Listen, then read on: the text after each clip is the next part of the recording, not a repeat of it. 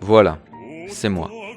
J'ai commencé l'année 2018 dans ce que l'on considère dans les médias et dans la culture populaire comme le pire pays au monde, la Corée du Nord. On peut avoir un sourire narquois en pensant à ce pays, mais avant d'être cynique, de railler, de se moquer, de dire « ces gens-là vivent sous une dictature, ah, voilà où nous mène le communisme ». Il n'y a aucune liberté là-bas. Ici, en France, on fait ce que l'on veut. On ferait peut-être bien de regarder un peu plus près notre pays. On n'est même pas foutu de publier les textes d'un des plus grands auteurs de littérature française. Pour justifier cette non-publication, on ose même prétendre qu'ils n'ont aucune qualité littéraire, on peut dire n'importe quoi, les gens n'iront et ne pourront même pas vérifier. On condamne pour offense au chef de l'État quelqu'un qui utilise les mêmes mots que ce dit chef de l'État. Lorsque le résultat d'une élection ne plaît pas, on passe outre. Il semblerait même que pour chaque élection, il y a un bon résultat, un mauvais résultat, qu'il faudra empêcher ceux qui votent mal, ceux qui votent trop à gauche, trop à droite. Avant de juger ce qui peut bien se passer ailleurs, à l'autre bout du globe, de dire « c'est bien, c'est mal », il faudrait que l'on s'intéresse à notre propre prétendue démocratie. Pourquoi me rendre en Corée, et pas dans une station balnéaire quelconque pour passer la nouvelle année au soleil? Parce que je vis sous l'équateur, à quelques encablures de l'océan Atlantique, et qui est à 28 degrés toute l'année. Pourquoi payer pour avoir la même chose que chez moi? En fait, cela faisait longtemps que je voulais aller en Corée. Lorsque j'étais jeune, j'étais communiste. J'aimais bien et j'aime toujours l'idée du partage des ressources de production.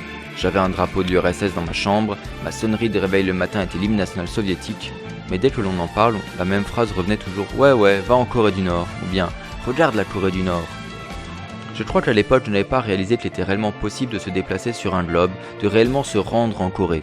Je n'avais ni les ressources financières pour, ni même conceptualisé que chaque point de la carte était accessible à qui le voulait. Je n'avais même pas réellement voyagé, mes parents non plus. Ce n'était pas dans ma culture. J'ai réalisé que le voyage était possible lorsque je suis parti pour le Cap Nord en tandem. On était parti de Strasbourg, et ouais, physiquement c'était possible. Physiquement, on peut atteindre le point le plus au nord de l'Europe continentale en vélo. Le voyage était un échec, on n'a pas dépassé Oulu en Finlande, la pluie, le froid, les moustiques. Mais l'expérience m'a permis de me rendre compte que ce genre de voyage était possible.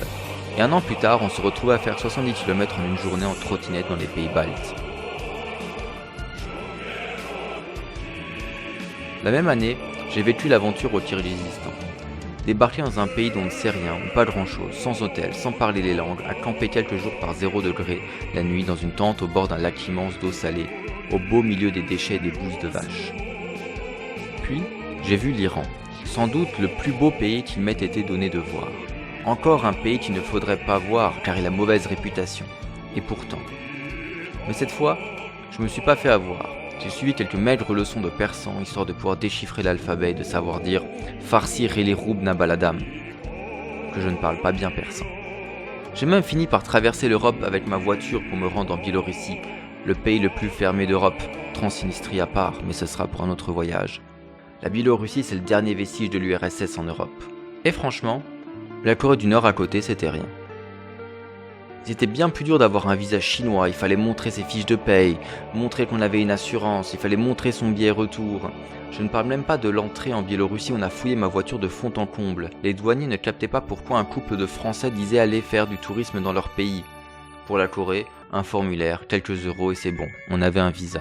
Bien sûr, il fallait partir avec un groupe, un voyage organisé, c'était pas donné, tout est planifié.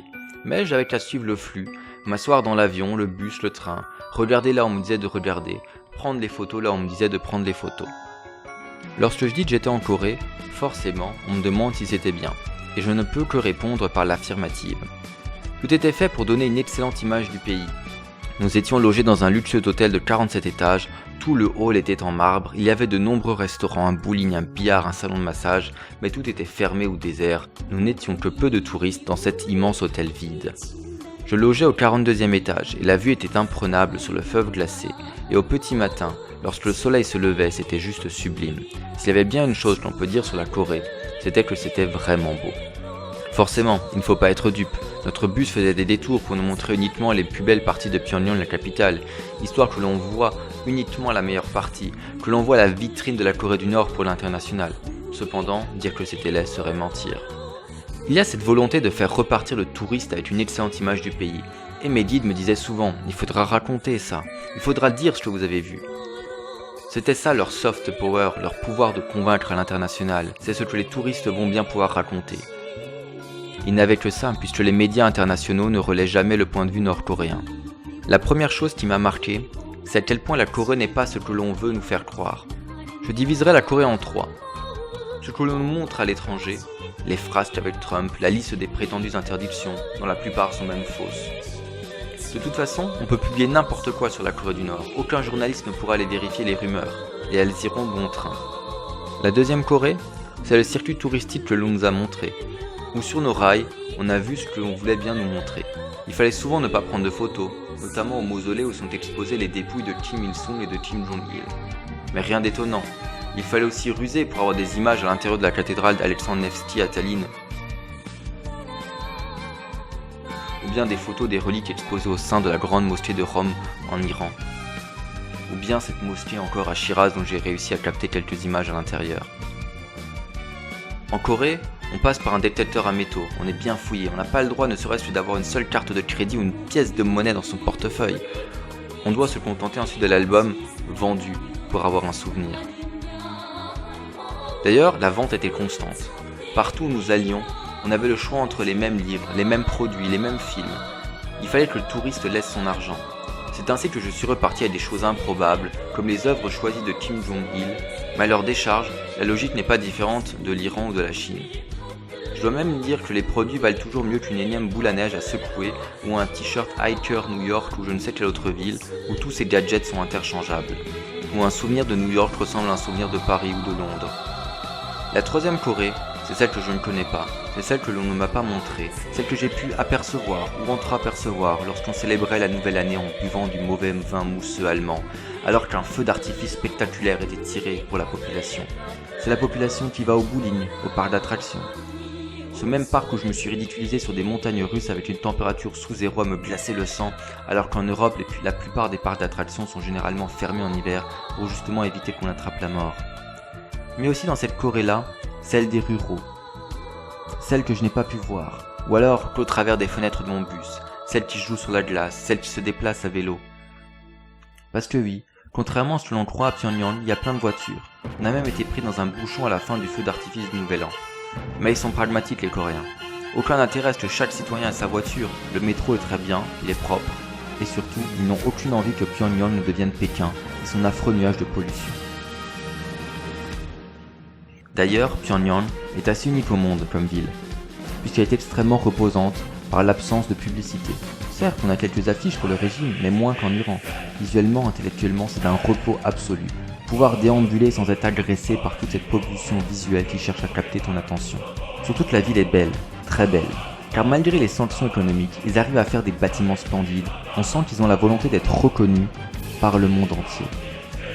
Et ceci même si ces bâtiments sont vides ou inutilisés. La Corée, c'est réellement différent de l'Occident. Pour l'anecdote, un membre de notre groupe s'était éloigné quelques secondes pour prendre des photos. Immédiatement, il était repéré par les gardes et la population qui commençait à le montrer du doigt. Si la même chose se passait en France, on crierait au racisme, parce qu'on ne pointe pas les gens d'une autre couleur dans la rue. Là-bas, c'est normal. Ils sont totalement exempts de telles considérations. La Corée abrite un peuple homogène et l'étranger est vite repéré.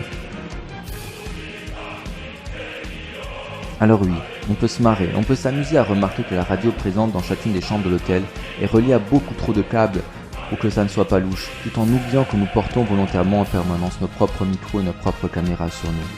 Mais ça serait passer à côté de l'essentiel lors de notre safari humain, la vie. Et accessoirement que le kimchi, c'est juste dégueulasse.